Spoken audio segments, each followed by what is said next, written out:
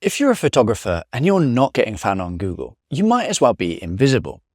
And you're leaving a lot of extra revenue on the table. But it doesn't need to be like that. In today's video, I'm going to show you exactly how we do SEO for photographers. So let's dive straight into the video. Today, I'm going to show you our 6-step process that you can use in order to get your website ranking at the top of Google. I'm going to clearly lay out all of the steps that you need to take so that you can implement these strategies for yourself. If at any point you would like some help with it, or if you would like us to do it all for you, then please do get in touch. There's a link in the description below. If you're watching this video, I'm going to assume that you know what SEO is, the process of getting your website to the top of Google. There's one reason that I love SEO, and that is because in my experience, it tends to drive the best customers.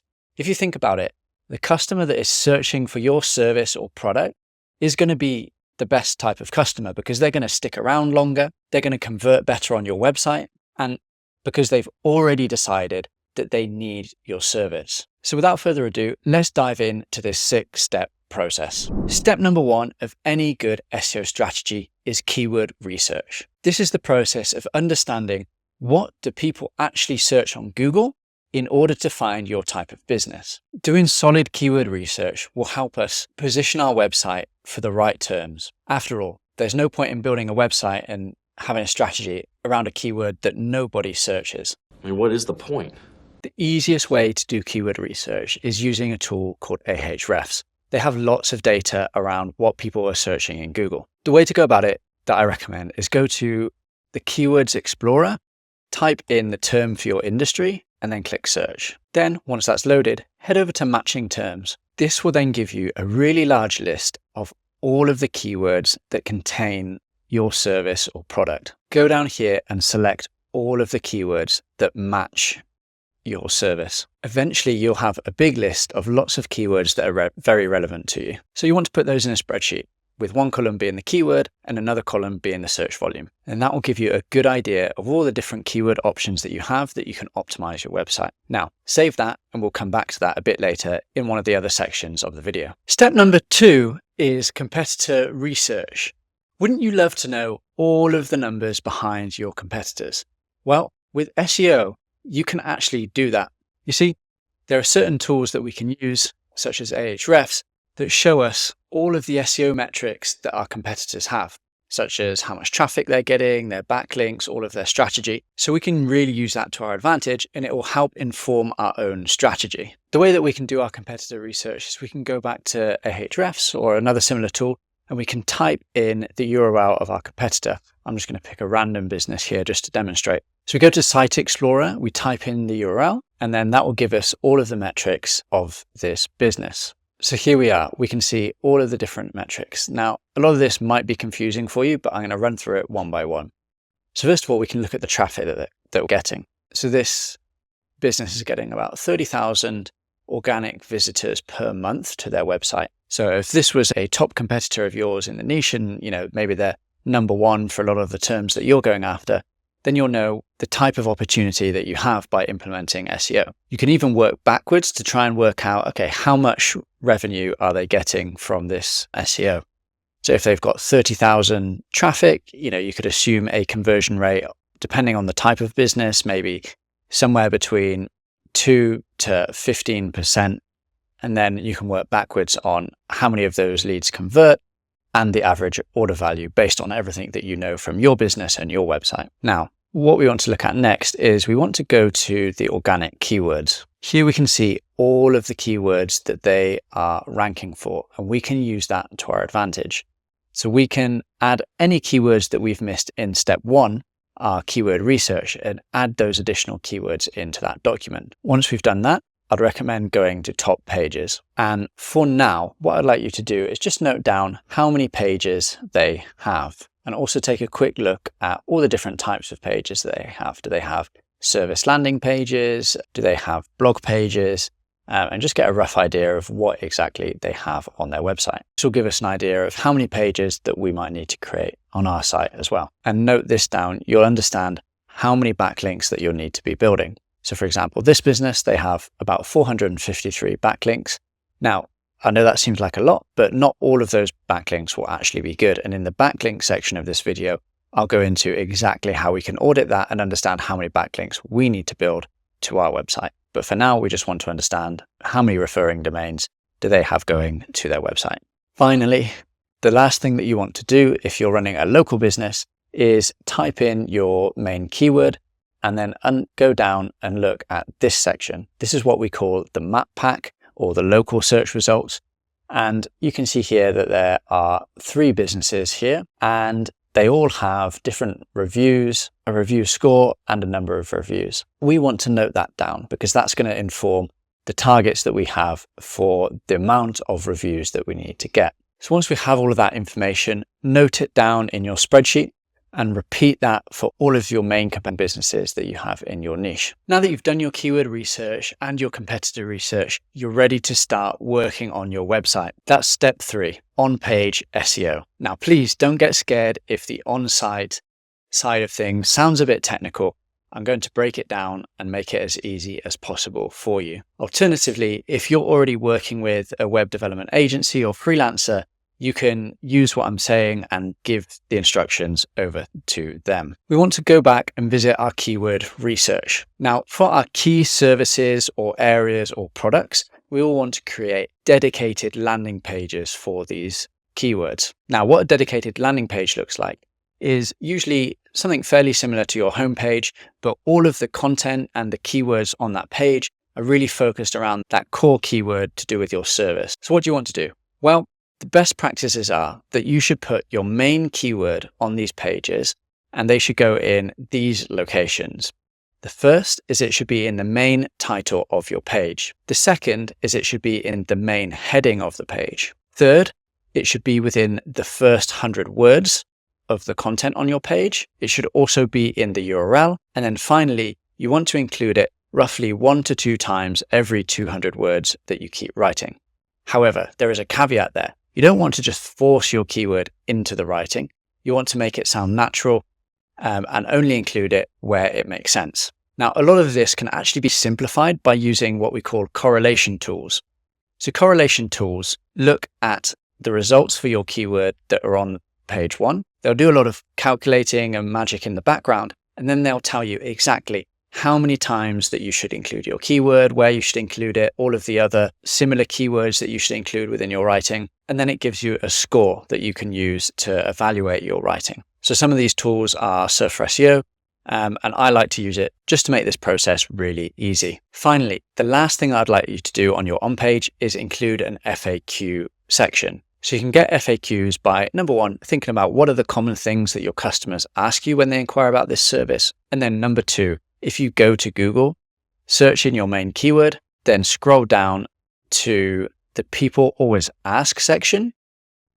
So you'll often see that there are extra questions that Google puts within the search results. Include those questions and the answers to those on your page. Now, we want to repeat this and create dedicated landing pages for all of the main services, areas, and products that we provide. And once that's done, we can move on to the next step. Step number 4 is essential if you want to get found as a local business. We're going to talk all about how to get found in the local map pack here. The first thing you want to do is sign up for your Google My Business profile. Very simple, just follow the online instructions and make sure that your profile is completely filled out. Don't skip anything. Make sure that you have your categories, opening hours, proper descriptions. Make sure that it is 100%. Then also go ahead and add some photos to your profile. Not only will this help with your ranking, but it'll also help customers see your business, understand it, and be more likely to call or click on your website. Once that's done, the next stage is to start getting reviews. In our competitor research, we found how many reviews that we'd want to be getting. So for example, if this was our business that we were trying to rank for, we would understand that we need to get somewhere between 60 and 160 reviews. Now that might seem a lot, but over time, you'll be able to reach those levels. There are 2 main strategies that I recommend when it comes to getting reviews. The first is to go back to all of your happy and loyal customers and send them a personalized message asking if they would be happy to leave you a review, and that it would be really helpful if they were able to do so. Most times, if you've done a good service and that your customers are happy, then they'll want to help you. The second is, for going forward, I always like to incentivize employees to get reviews. You can offer them a cash bonus, a gift card, or a special reward. You could even have a ranking table of all your employees on who's managed to get the most reviews from their customers. And this will just remind them that they need to keep asking their customers whenever they speak to them to leave a Google review on your profile. It helps to turn it into a bit of a game. It helps create the right incentives. And of course, they'll also want to give an even better service so that they can get the good reviews. And that's it. That's quite a simple process to get your business ranking up here in the top of the map pack. On to step number 5. If you've made it this far, you're doing a great job and you'll be rewarded for all of your efforts by Google. Step number 5 is creating blog content. So why is this important? Surely we've already created landing pages for our main keywords. Why would we need to go after blog and informational content? Well, informational content can be really useful. There are 2 main benefits. The first is it helps Google understand your website, what it's about, and your expertise on the subject. The second is it can also be used to attract customers. Let me explain. Not every customer is searching on Google for a solution. Often they're trying to find out more information about problems that they're having. From a marketing perspective, we say that they are higher up the buying funnel. So if we're able to get potential customers on our website before they realize they need the solution that we provide, we can either capture their details during that point, help them understand that they might need our solution, or if we're getting really clever, eventually we can start using things like meta ads to retarget them on Facebook and using our meta pixel. So how many articles should we be writing? What should we write about? Well, the first thing is we want to understand how many articles our competitors have written. So go back to your competitor research notes from step 2, look at how many pages they have and how many of those pages are informational blog articles. We'll want to write about the same amount, but let's try and go a little bit further and write even more, maybe say 10 to 20% more. In terms of what we should write about, well, we can write about exactly what our competitors have been writing about, but you can also revisit step 1 to understand what informational keywords there were in your niche. When you're doing this, remember, if you can, use a correlational tool like Surf SEO, and if not, then just remember the best practices of a keyword in the title of your page, a keyword in the main heading, in the first 100 words, in the URL, and 1 to 2 times for every 200 words that you write. Now, it can seem very overwhelming if you have to write lots and lots of blog articles. What I'd recommend is breaking this down into a monthly target. So instead of having to write, say, 20 articles in month 1, what you can do is split that over 6 months and maybe write 3 to 4 articles per month. That'll help it be a lot more manageable. But if we do have the option, I always prefer to batch create all the content up front.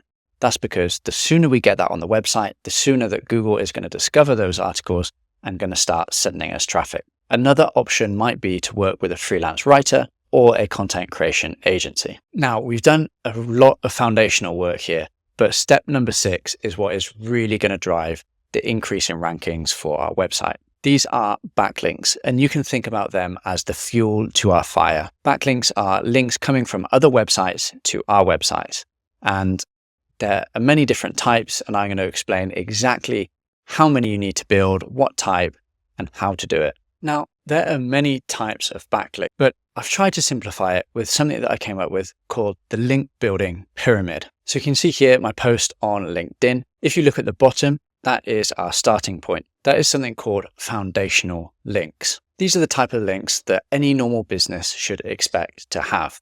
They are links from our social profiles. So you want to go ahead and set up all of the different social profiles, Facebook, Instagram, LinkedIn, also some of the less known ones, maybe Reddit, Pinterest, and make sure that all the profiles have a link back to your website. The next is directories. So even if you don't have a physical location, it's worth getting directory listings because this, again, is just another foundational link. They're very cheap, easy, and quick to build, so it's just worth doing. Once we've got those out the way, it starts to get a bit more fun. We go on to the next tier, which is relevancy.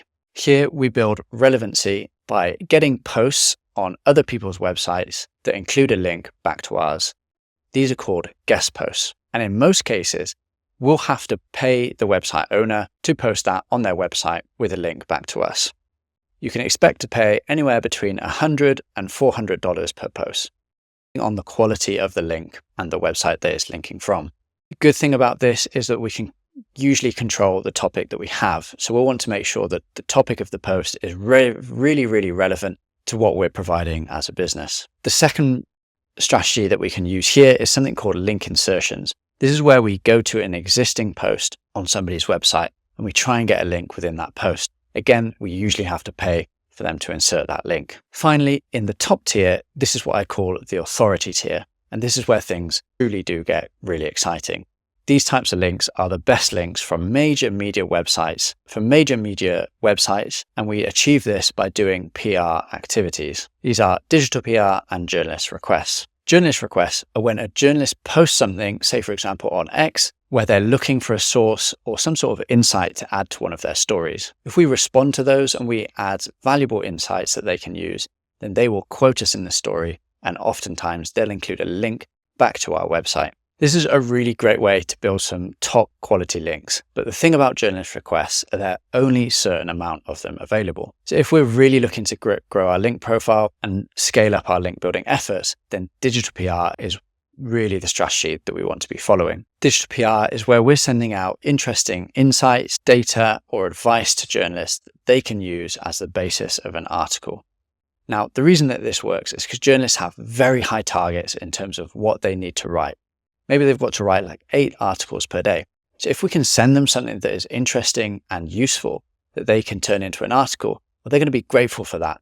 And as a return, they'll credit us as the source and include a link at the same time. And that is how we get featured on major media websites such as Forbes, USA Today, and the New York Post. Now, this is our bread and butter as a company. We do link building, and specifically we do digital PR link building. So I just want to show you an example of a campaign that brings this strategy to life. So there was a client with us, they ordered 10 links. We delivered 24 because their campaign went, and they got links from some of the UK's media websites. The Mirror, which is a DR90, The Sun, another DR90, Express, Wales Online, Daily Star, Daily Record. So these are all really massive links that they were getting here. So what did we do to do that? Well, they were a plumbing retailer, and we came up with a campaign that used their spokesperson and gave advice on how to avoid mold within your bathroom. So we came up with this because we'd researched all the types of topics that journalists write about, and we noticed that the year prior, this was a talked about topic. So we were able to put our own spin on it, add in a really relevant expert, and send it out to journalists, and they loved it. Now, the number one question I get from customers is, how many links do I need to build? Well, what we can do is go back to our competitor research and we can look at how many links our top competitors have.